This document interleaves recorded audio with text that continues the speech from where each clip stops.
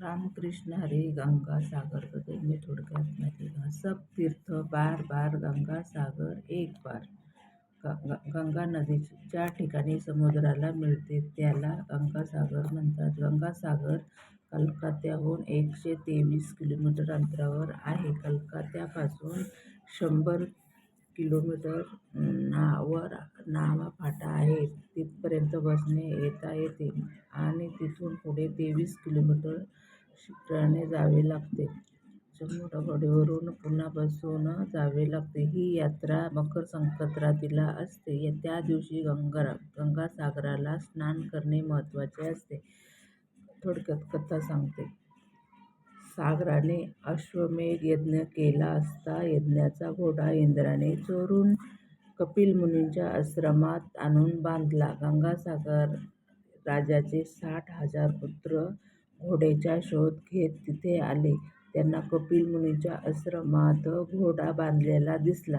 सागरपुत्राचा उद्धट बोलण्याने कपिल मुनींची समाधी भंग पावली. त्यांनी डोळे उघडून समोर पाहिले असता 60,000 सागरपुत्र जळून भस्म झाले. त्याचा शोध घेण्यासाठी सागराचा दुसरा पुत्र अश्वमन्य आला. त्या सागरपुत्राच्या उद्धारासाठी स्वर्गातून गंगा आणणे आवश्यक होते.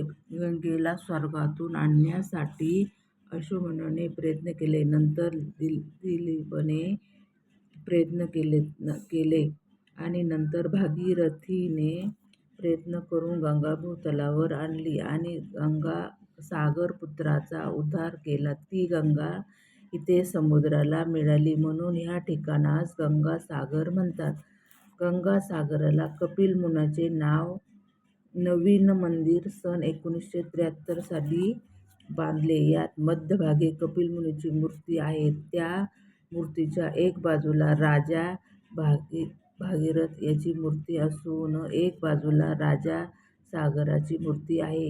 हनुमानाची मूर्ती आहे. याशिवाय इथे कपिल नंद आश्रम, महादेव मंदिर, योगेंद्र मठ, शिवशक्ती महानिर्वाण आश्रम आणि भारत सेवाश्रम यांचे विशाल मंदिर आहे.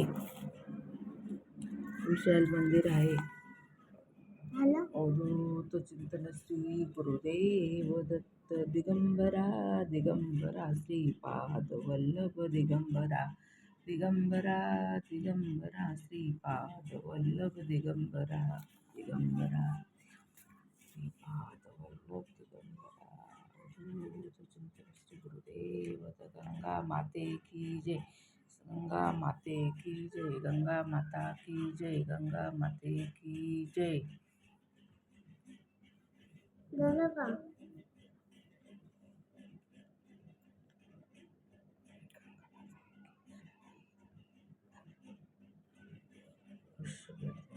जय माता दी.